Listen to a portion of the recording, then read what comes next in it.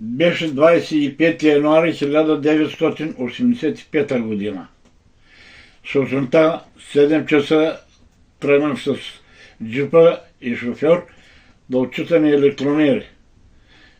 Сутринта нямаше никъде нищо. Отчетох Нова Черна, Сяново и влязохме в Цар Самуил. Отчетох електромерите в Цар Самуил, оттам на излизане за Бръшлен и към Бабово нас спряха полицията и гранични войски мъжи и навърнаха обратно.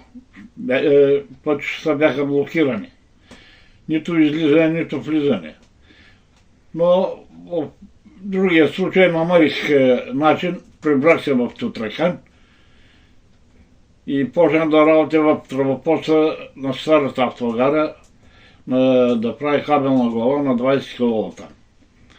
След като завърших, ме извикаха в съвета да ми сменят името. Като се появих там за тази дейност, оттам заместник кмета ми предложи една книга, именник, и оттам се избрах име. Той беше някъде около 14 часа след обяд. Когато се появих в общината за процеса там, за името, като влязох, беше заместник кмет, той ми предложи една книга именник. Там имаше най-различни имена и оттам си избрах име. И ме писаха по моя избор името. След като ми записаха името от мен избрано, помолих там комисията да записат моите имена. Го помолих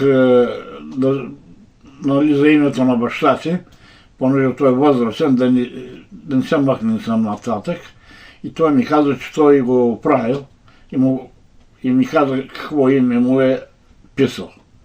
Защото много добре се познавахме с него и той е възстановил него.